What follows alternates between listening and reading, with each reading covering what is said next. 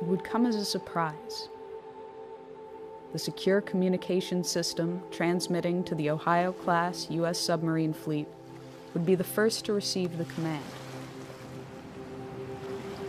Patrolling both the Atlantic and Pacific Oceans, they are undetected.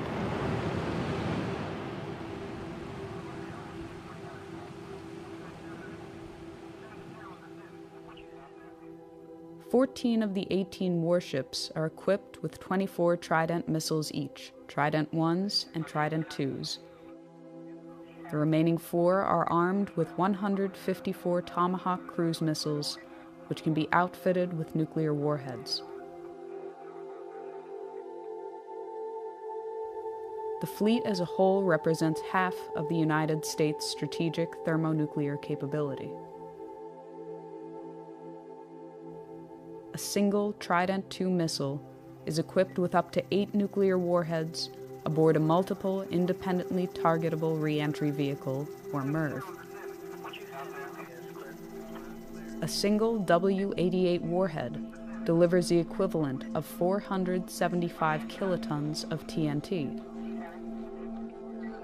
In the case of a full deployment, the United States could unleash over 400 such missiles with between 6 and 8 warheads each.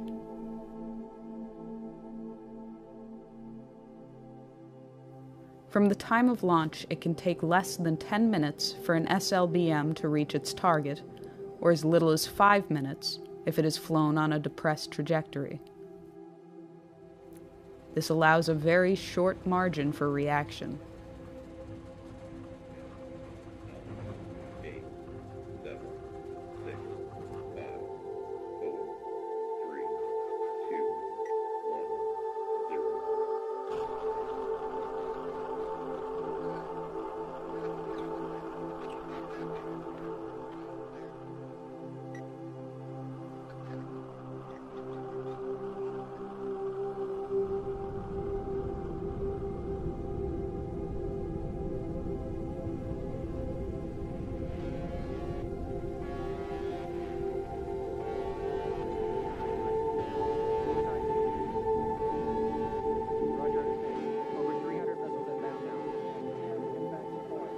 Early warning radar systems in Russia, China, and elsewhere immediately detect the missile plume.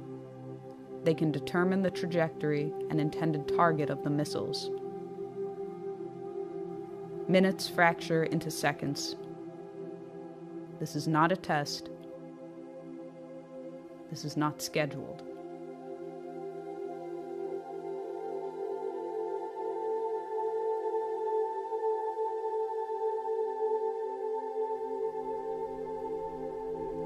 Russian nuclear command and control systems, carried over from the Soviet era, leave little time to opt out or delay a full-fledged response.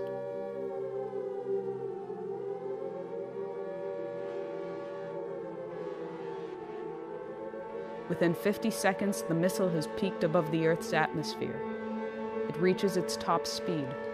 The engine drops off. The bus releases multiple warheads as well as decoys.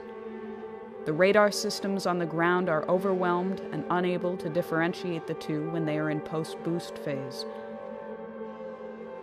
Re-entering the atmosphere, the decoys burn off, and the warheads enter their terminal phase.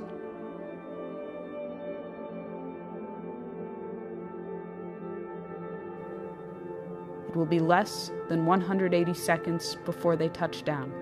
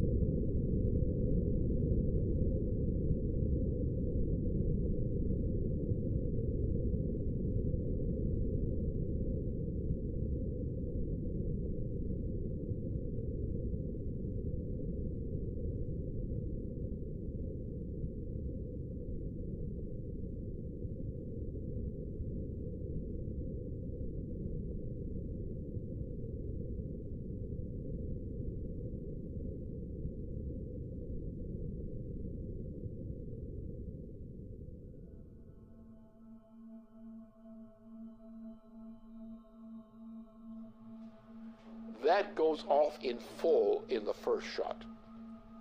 Now you have in the submarines, you have the warheads you have not yet discharged. Those go along the way as a second wave. After that, you're pretty much out of weapons. After which, most everybody is dead. Most logistical systems are dead, non-functional. You have a situation where the effect of this kind of firing creates a continuing effect which may go for several years. Now, instead of having one bomb, which is really it's a nuclear super bomb with thermonuclear implications. Now, imagine you have the same kind of thing or less, and you have not one big bomb. You have a whole barrage of such things. The exchange involves Russia. It involves China, which has a very significant thermonuclear arsenal. It implicitly involves India. It involves the United States. It involves the extermination virtually of Western Europe.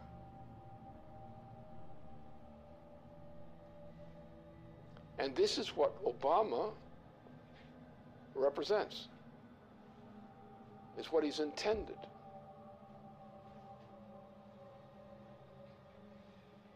This is the end of civilization.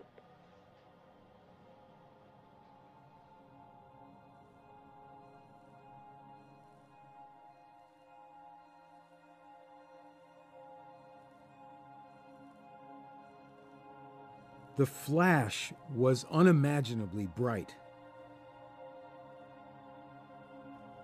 As the rain fell, the wind grew stronger and stronger, and suddenly, probably because of the tremendous convection set up by the blazing city, a whirlwind ripped through the park.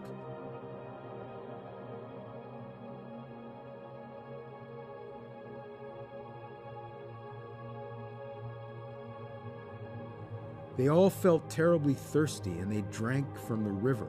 At once they were nauseated and began vomiting, and they retched the whole day. Others were also nauseated, probably because of the strong odor of ionization and electric smell given off by the bomb's fission. It was very crowded, and to distinguish the living from the dead was not easy, for most of the people lay still with their eyes open. You reached down and took a woman by the hands, but her skin slipped off in huge glove-like pieces. Those who had their faces upturned when the bomb went off, they were all in exactly the same nightmarish state. Their faces were wholly burned. Their eye sockets were hollow. The fluid from their melted eyes had run down their cheeks. Their mouths were mere swollen, pus-covered wounds, which they could not bear to stretch enough to admit the spout of a teapot.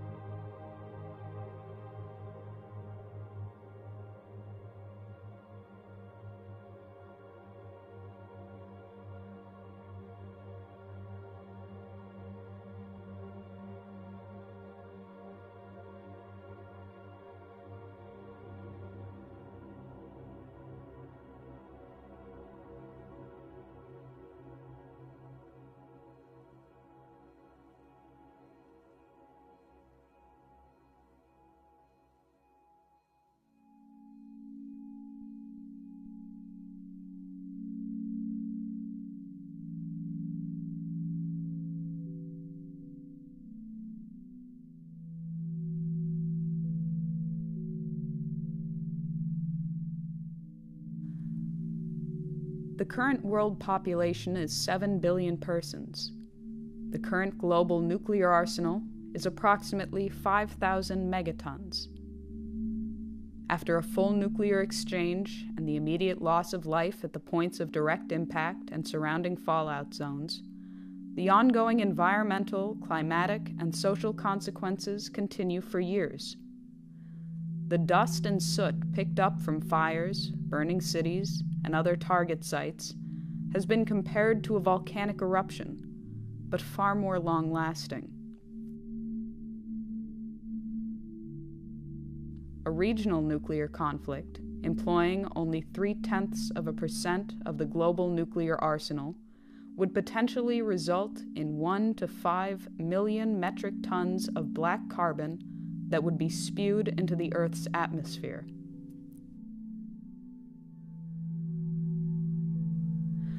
A spring or summer attack, or an attack in the extended region of the subtropics, would inevitably cause the smoke injections to heat, absorbing shortwave radiation, and to rise.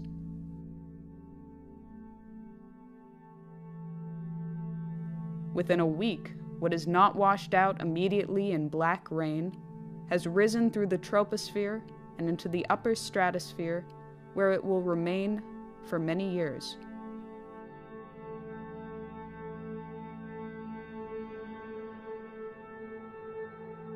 The smoke cloud and the absorption of residual particles plunges global surface temperatures. While a regional nuclear exchange could result in global surface temperatures decreasing by 2 degrees Celsius, a large-scale nuclear conflict could alter these temperatures by -7 degrees or more. In the depth of the last ice age, some 18,000 years ago, the temperature difference from today was -5 degrees.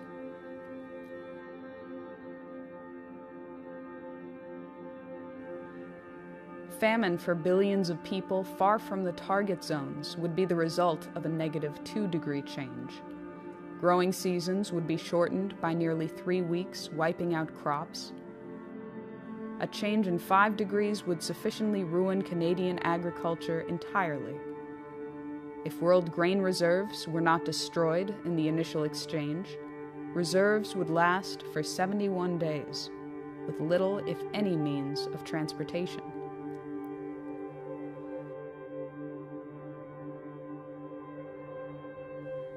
The global hydrological cycle would be disrupted due to the rapid climate change, and global precipitation would likely drop by 45%.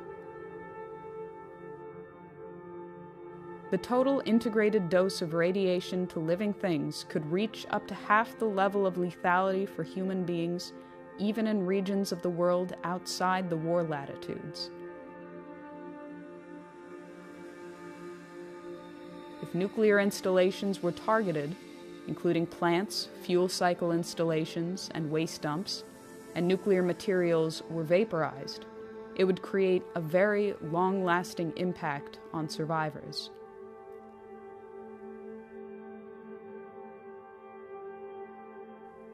These are only the projected consequences, but it has been said that the effects of a nuclear war that cannot be calculated are just as important as those for which estimates exist. Both, however, are subject to very large uncertainties. These estimated consequences have, so far, survived the scrutiny of scientists in the East and West for the past 30 years.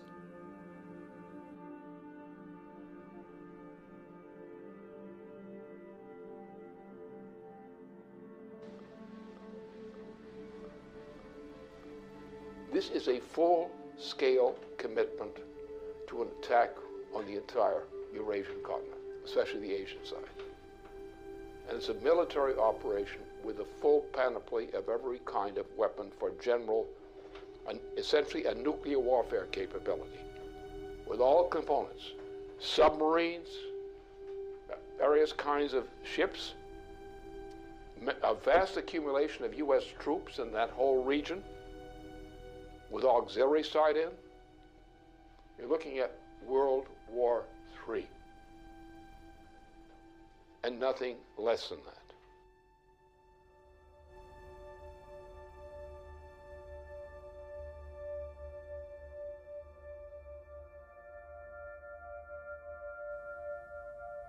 In the period of late 2011, U.S. President Barack Obama inaugurated a Pacific Century, or a Pacific Pivot, which expands U.S. military presence in the naval theaters of the Pacific and Indian Oceans. This expansion has been seen as an attempt to contain China and erode its regional sovereignty by building up a presence in bordering territories.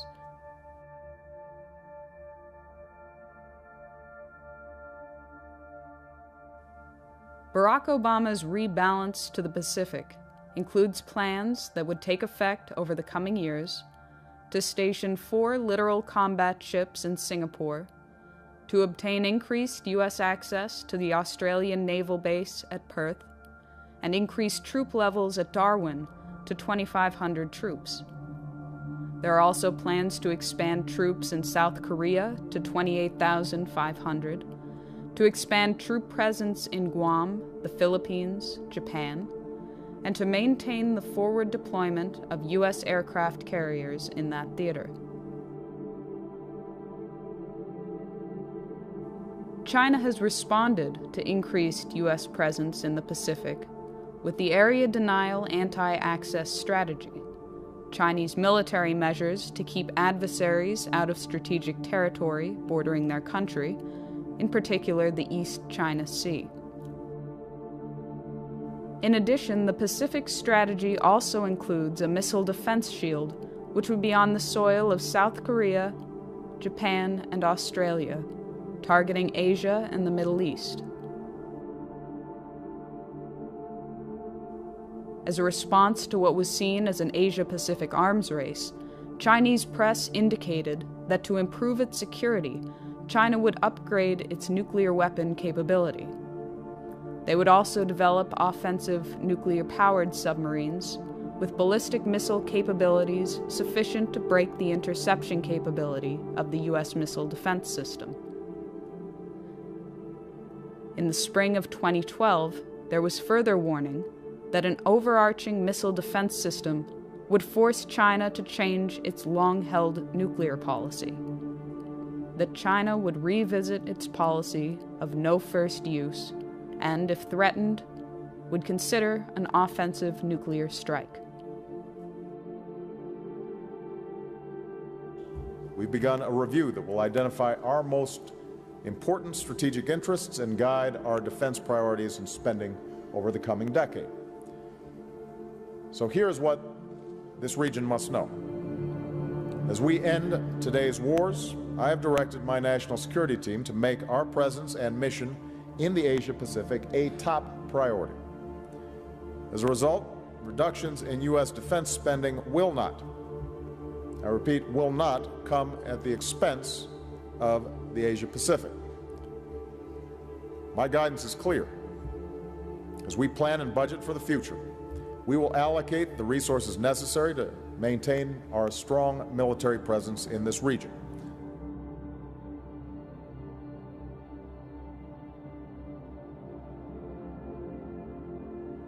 Since the 2009 inauguration of the Obama administration, plans for the European phased adaptive approach have continued and escalated in spite of Russian offers of a joint ABM system.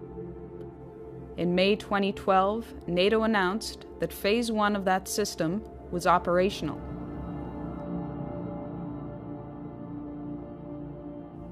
Phase 1 includes the deployment of ballistic missile defense systems along the perimeter of Russia. As part of Phase 1, the United States has deployed a missile defense radar to Turkey. As of March 2011, an Aegis ship with BMD capabilities was deployed to the Mediterranean Sea, where it currently maintains a presence. An agreement was reached with Romania to host a U.S. land-based BMD interceptor site. Agreements were also reached with Poland to host a similar site. The existing naval facility in Rota, Spain, also agreed to host 4 U.S. Aegis destroyers, each with BMD capabilities and equipped with Tomahawk missiles able to deliver both conventional and nuclear warheads.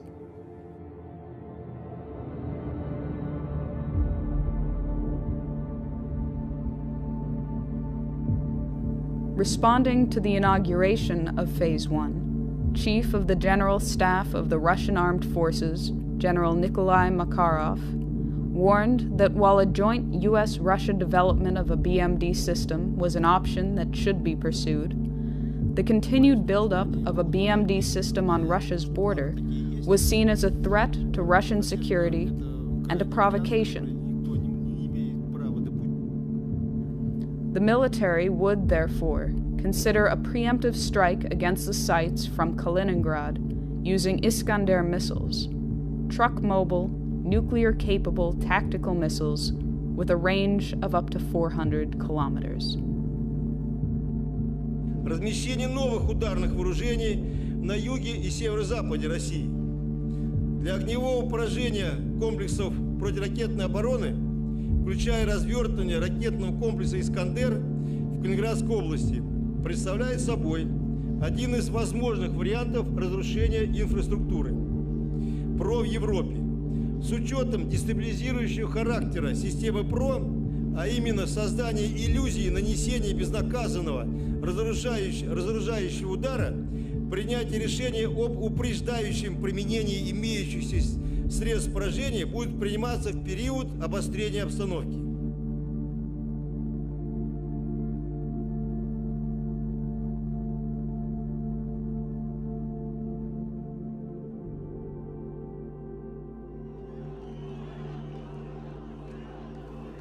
It was demonstrated at Brussels early in February 2012 that while Russia and China abstained from giving their support to UN Resolution 1973, they would forcefully draw the line on Syria and implicitly on Iran. That future interventions or regime change operations in violation of the United Nations' professed commitment to defend the sovereignty of all independent states would no longer be tolerated and would be countered by force if necessary.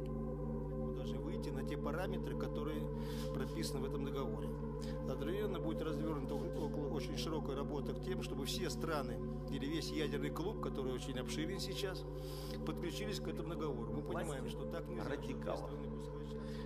Я уже не говорю, что в какой-нибудь момент такие действия, которые подрывают государственный суверенитет, могут закончиться вполне себе такой полноценной региональной войной. И даже, никого не хочу пугать, с применением ядерного оружия.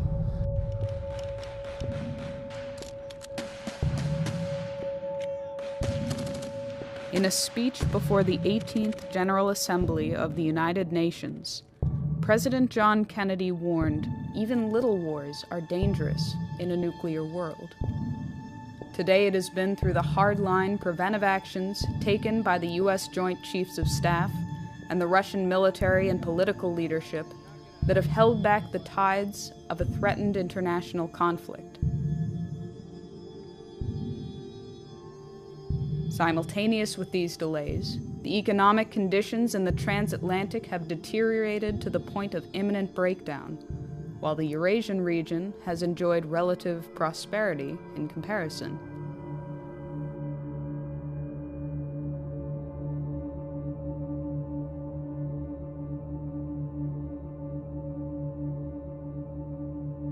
Since the hyperinflationary measures started in 2008 and continue unabated to this day, the transatlantic economies are in ruins and no longer maintain the semblance of economic power they had 30 years ago.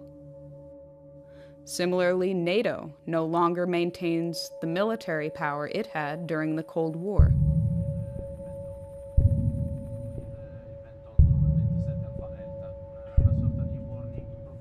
Only the United Kingdom, France, and the United States, among the NATO countries, maintain their own nuclear arsenal. France is believed to have a nuclear stockpile of 300 warheads, and Britain maintains a stockpile of 225 with 160 active nuclear warheads. Britain, France, and the United States, after their cooperative mission to eliminate the Libyan head of state, are currently the most emphatic to end the regime of Bashar al-Assad in Syria, despite the line drawn by Russia. This enthusiasm from the West has taken the form of openly arming barbaric opposition groups. They've claimed the right to enforce humanitarian intervention policies of the type championed by Iraq War architect Tony Blair. And from the United States, President Obama is escalating the propaganda campaign to establish the pretext for a full-fledged U.S.-led military intervention into Syria and beyond.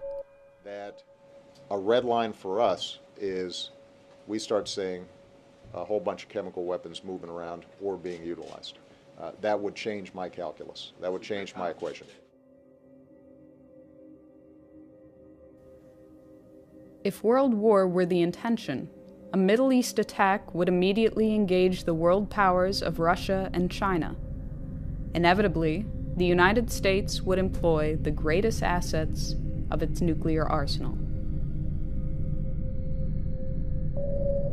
The trajectory of a ballistic missile launched from the Pacific Ocean or Atlantic Ocean, the normal patrol areas of the Ohio-class submarine, would most likely cross China or Russia, assuming the target to be somewhere in the Middle East or Asia in general. This has two significant implications.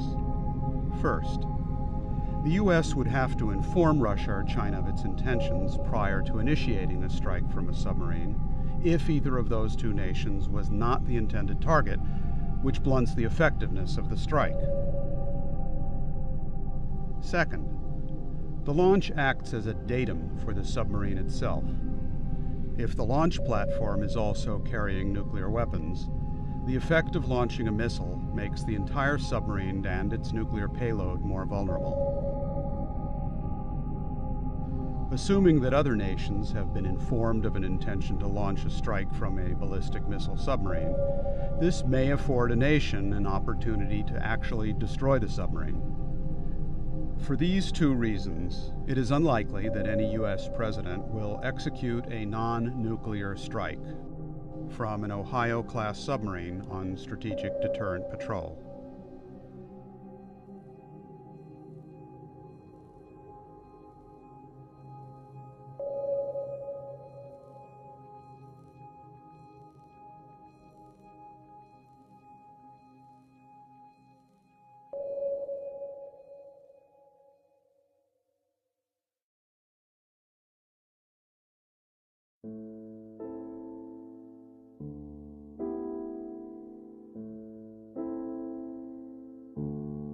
At the commencement of the August 1983 Erice Conference on the technological basis on which to build peace, Chairman Antonino Zikiki spoke of the consequences to humanity and the planet as a whole if a personality came on the scene foolish enough to provoke a worldwide thermonuclear confrontation. He warned that in history, fools have never been lacking. Sooner or later, in 10, 20, or maybe 100 years, a fool will come forth. When the fool appears on the scene, mankind will find itself with hundreds of millions of dead, with the ozone layer destroyed by 50%, with the average temperature of the planet lowered by at least 7 degrees. With an enormous amount of radioactivity about, and with mountains of ashes instead of the vast treasures accumulated in centuries of laborious and intelligent activity in all parts of the world.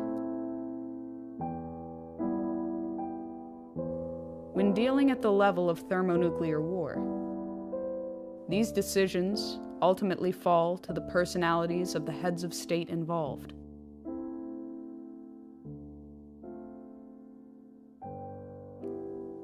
When the American people chose Dwight D. Eisenhower to lead the nation, it was his handling of the Suez Crisis which drew us back from what would have inevitably escalated into nuclear war.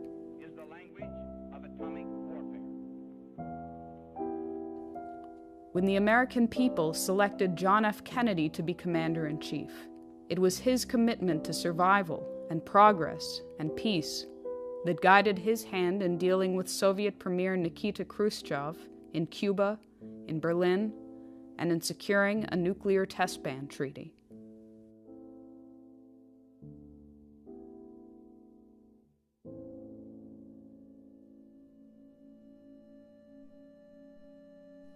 Today, the American people have chosen Barack Obama, who, at the earliest phase of his presidency, was already moving the apparatus into place that could and would trigger a worldwide nuclear holocaust.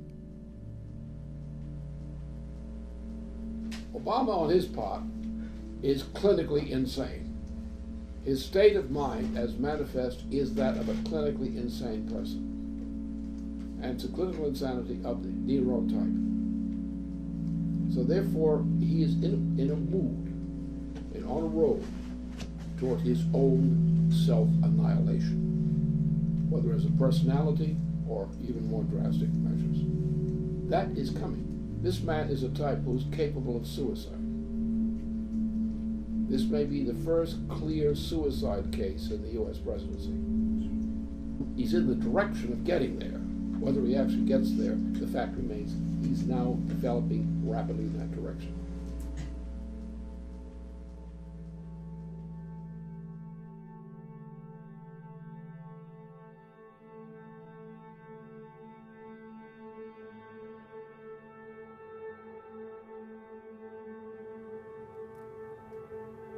The American people will soon go to the polls to decide the next President of the United States. Recent estimates and reports indicate that the United States military, in particular the U.S. naval capability, will be at its peak deployment capacity in the coming months before elements are retired, phased out, or cut from the budget.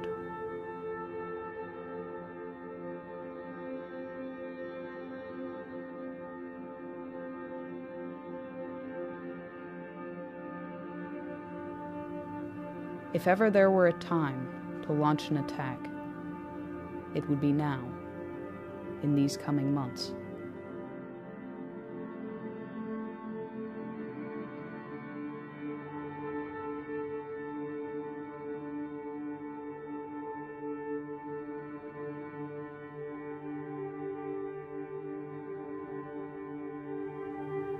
If ever there were a time to prevent such an attack, it would be now, before the consequences of the November 6 election.